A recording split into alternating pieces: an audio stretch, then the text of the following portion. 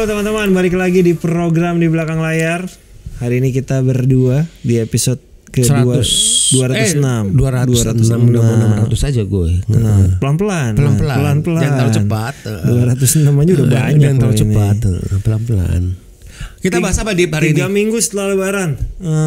Udah mulai sibuk apa, Mas? Udah lumayan lah, kerjaan udah mulai jalan, talent udah mulai syuting, ya kan udah mulai syuting, udah mulai lah kerjaan udah mulai. Ada film talent lu yang mau tayang nggak? Ada dalam waktu tanggal dekat? 17 April ini, harus lihat. Yang main Asmara Abigail. Terus ini kan debut penyutradaraan ini kan Ilun. Ya. Bulan Mei ada nggak?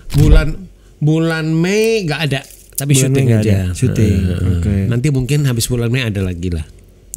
Ya, lu ikutan juga nantinya kan filmnya. Ya.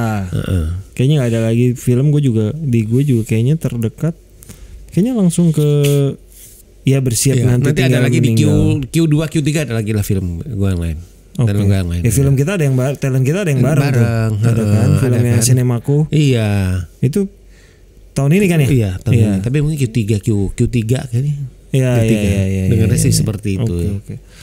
Gitu Salah sih. satu yang deg-degan kalau film mau tayang itu kan, ini baik lu sebagai talent ataupun misalnya gue sebagai talent, manajer talent ataupun gue sebagai produser ya, adalah tidak ditonton karena filmnya tuh mungkin bisa aja. Tapi hal-hal di luar dugaan terjadi, mungkin ya PH lain sempat ada kejadian salah satu talentnya salah sebut, salah ngomong, yang ternyata tiba-tiba viral tuh kan bisa terjadi. Ya, jadi cancel culture gitu kan. Itu agak mengerikan sih. Yang kadang-kadang tidak pernah diniatkan juga untuk untuk ngomong kayak gitu. Tapi kadang udah hati-hati aja suka terjadi gitu, Mas. Gue nggak tahu di lu pernah kejadian apa enggak, talent lu secara nggak sengaja nggak sengaja quote unquote blunder misalnya yang mengakibatkan sesuatu, nggak cuman film mau tayang ya, misalnya lagi ada brand di posting ternyata malah impactnya negatif ke talent kita. Ya gue beberapa kali sebagai manajer talent merasakan lah. Gimana lu, kita ini dulu deh, sebelum jangan sampai ke mitigasi, kalau bisa menghindarinya biasanya briefing ke talent gimana, Mas? Kalau sebenarnya kalau itu kayaknya hampir semua manajer artis ngalamin juga ya, kayak ngalamin sih tanpa sengaja gitu. Gue juga ngalamin 2 tahun yang lalu. Jadi ada salah satu talent gue itu dia ada kerjasama dengan satu brand besar, kayak gitu kan. Dan dia jadi kerjasama dengan satu brand besar itu untuk sebenarnya sih semua berjalan dengan lancar. Tinggal kebiasaan sekarang kalau kerjasama kan ada datang di acara, ada syuting, kemudian juga ada posting gitu. Yang lain udah berjalan dengan lancar, dengan udah kemudian waktu ada posting seperti itu. Sosial media posting. Nah, waktu kejadian posting itu kemudian pada waktu itu lagi marak-maraknya itu adalah produk-produk yang diboykot, inget gak? Karena ada yang jadi untuk ada lagi kejadian seperti itu. Pada saat lu di awal tuh belum ada kejadian itu. Karena di lu panjang itu ya. Iya, karena kan ya kalau misalkan dari awal kita udah tahu seperti itu kan kita pasti akan lebih jauh lebih hati-hati lagi lah kan kayak gitu. Nah, kemudian memang ada salah satu posting, salah satu materi yang memang harus dipost gitu loh. Nah, kemudian salah satu talent gue tuh post di sana. Nah, untungnya itu adalah kita mitigasinya cepat, Dip. Jadi begitu posting, kemudian ada beberapa komen yang ternyata udah mulai masuk tuh, yang ngomong udah nggak enak lah seperti itu. Nah, waktu itu gue langsung jalan tuh, gue bilang, wah ini kayaknya harus cepat bertindak nih, kalau nggak agak bahaya, karena kan talent gue juga agak megang satu brand, dia ada megang beberapa brand kan. Nah, gue langsung telepon ke agensinya, gue jelasin kondisinya seperti itu, udah ada beberapa komen yang menurut gue yang negatif comments ya gitu loh, masuk di komen dia, dan kayaknya kita harus cepat deh mengambil tindakan, kalau nggak ini kom gue itu agak nggak menguntungkan dan buat dua-duanya. Iya, dan kemudian gue bilang talent gue kan juga cuma jadi kerjasama dengan brand itu, ada kerjasama dengan beberapa brand juga, dan gue harus menjaga mereka juga, gue bilang kayak gitu kan.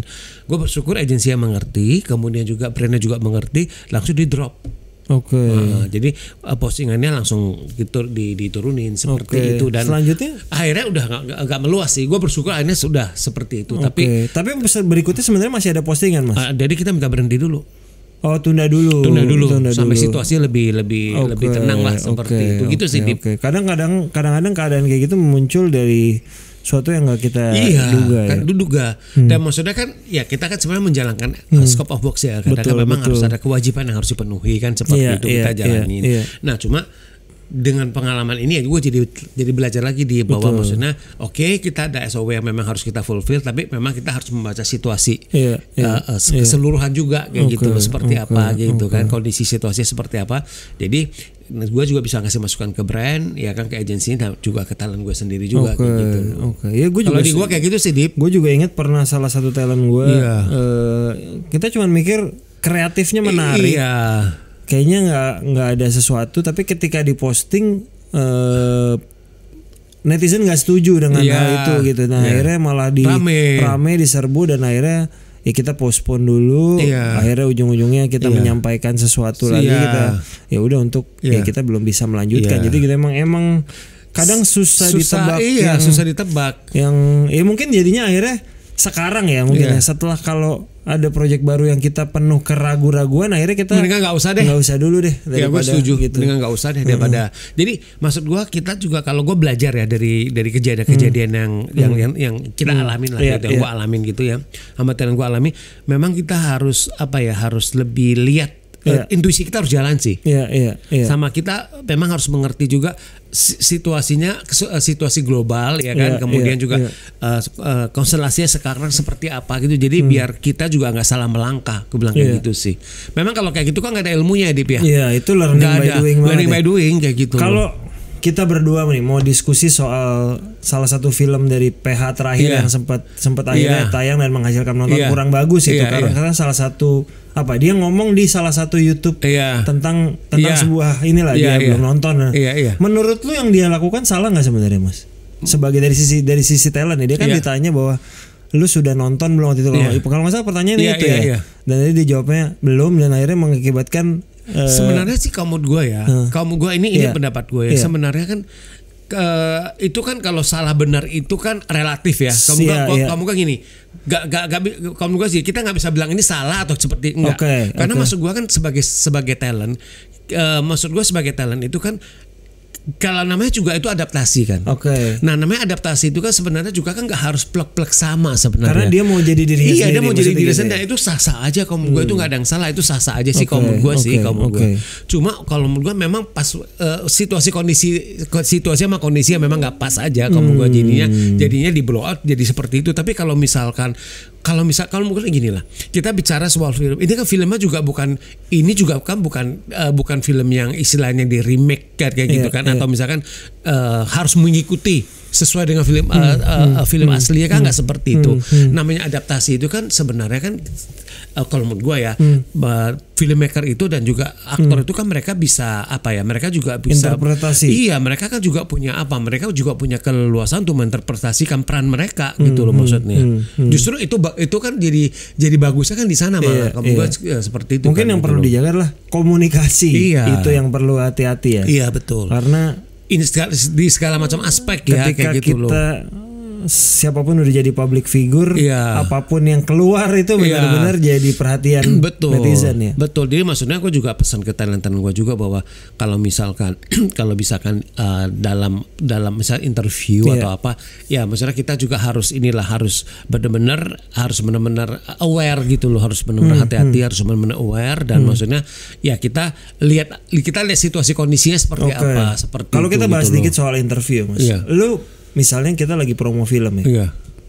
Lu mengharuskan sebisa mungkin nggak talent lu dapat list pertanyaan dari gue juga jadi sehari jadi pengennya jadi harusnya gitu sih. Itu salah satu mitigasi yang cukup penting, dan sebelum kejadian apa mending kita tahu, jadi tahu harus menjawab apa ya. Itu sangat penting kayak gitu. Dia kita kirim dulu list, kita minta list pertanyaan. Jadi kan kita jadi tahu ini kayaknya, karena kalau kita udah terima list pertanyaan kan kita juga bisa diskusi sama talent kita juga bisa diskusi juga dengan pihak yang bekerja dengan pihak kerjasama dengan kita lah, karena kalau list pertanyaan itu atau poin istilahnya list pertanyaan atau talking points itu berlaku buat acara apa aja, baik itu dibanding kejutan ya. Misalkan apakah dalam bentuk promo film, apakah nanti acara off air kayak itu kan sama aja itu gitu loh. Jadi gue sih sebenarnya kalau programnya nggak live ya, kalau nggak live tidak ada pertanyaan kadang-kadang karena mau casual aja. Ya udah kita lakukan, tapi ketika ada sesuatu yang gak nyaman di selesai acara kita bilang jangan boleh nggak yang ini jangan ditayangin deh, karena gue berapa kali juga melakukan dan itu. Dan kita punya hak itu dan itu harus dipenuhi. Dan biasanya memang dipenuhi. Kan? Jangan kita sebagai ini kalau dari sisi manajer tuh jangan terlalu cuek juga kalau emang merasa. Gue sebagai sisi produser juga kadang-kadang ada mas. Misalnya lagi promo gue ngelihat gitu, gue pas lagi ikut gitu misalnya. Feeling lu kayaknya agak. Gue biasa bilang boleh nggak ke publicist kita bilang bagian ini kayaknya kita take out deh, kayaknya bahaya deh maksudnya, atau misalnya kayaknya bagian itu masih konfidensial. Kadang-kadang yang suka nggak sengaja menurut gue bukan berbahaya, tapi yang konfidensial harusnya belum diucapin terlanjur diucapin. Jadi kadang-kadang gue nggak bisa melarang, biarin aja. Karena biasanya kalau talk show bargaining posisinya barriernya banyak, itu suka jawabnya malah terlalu hati-hati, malah mendingan biarin pas terakhir baru bilang boleh nggak yang tadi terakhir dipotong aja. Betul. Itu lebih bijaksana lah. Lebih bijaksana. Jadi talent kita juga tetap nyaman juga kan seperti itu. Kecuali kalau live ya, kalau live tuh baru nggak mau semua ini pertanyaan mending keluar dulu kayak gitu loh. Daripada. Tapi biasanya mas ya kalau misalnya pengalaman lu talent tadi, kalau amit-amit udah kejadian berapa lama keadaan itu membaik biasanya? Kalau di gua yang waktu aku jadi 1,5 tahun yang lalu itu cepet kok, itu dalam gak sampai seminggu udah selesai kok. Seminggu cepet. Dia cepet turunnya cepet banget kok kayak gitu. Karena memang masih belum ini, karena langsung bergerak. Nah itunya loh. Jadi memang hari itu juga begitu gue lihat, langsung gue ngomong ke agensinya, gue langsung itu berapa jam kemudian udah take down, udah turun. Dan penting gitu juga biasanya buat seorang talent jangan defense kalau ada sesuatu itu betul. Juga berbahaya kadang-kadang Betul. Kadang soalnya susahnya kalau mereka pada punya argumen sendiri yang kita berdua sebagai manajer nggak bisa ngelawan. Iya betul. Itu harus kita kasih tahu pelan-pelan. Betul. Ya benar sih. Itu maksudnya pentingnya adalah komunikasi, two ways communication itu betul. Jadi saling, karena kan gini, ya kamu kan gini loh. Kita sebagai manajer kan tugas kita ngejagain talent kita kan kayak gitu loh. Gak masuk akal lah kalau misalkan sebagai manajer malah kita mau jerumusin talent kita itu kan nggak mungkin gitu loh. Tugas kita kan ngejaga mereka ya kan di dalam segala aspek kayak gitu. Nah itu juga perlu dipahami bahwa kita ngomong itu juga konteksnya ngejaga mereka gitu loh. Ya gue sebagai manajer dan juga produser kadang-kadang untuk talent gue yang kebetulan main di film Imaginary juga misalnya, gue juga biasanya suka bilang, guys filmnya mau tayang, tolong nggak usah buat sesuatu yang aneh-aneh gitu. Kita nggak perlu kadang-kadang kan kalau kayak di Twitter gitu kan mudah jarinya ringan kan ya, ada yang komen, padahal yang komen ke kita tuh belum tentu orang beneran juga, tapi langsung biasanya yang ngebalas mah biasa, tapi yang ngegoreng itu yang tiba-tiba membuat jadi besar. Memang dan susah. Ini sekali lagi kalau gue tuh ada learning by doing ya. Memang perlu semacam awareness kalau menurut gue ya, kepekaan dan juga kedewasaan sih kalau gue dalam menjawab sesuatu ataupun dalam mempost sesuatu sih sekarang ya kayak gitu.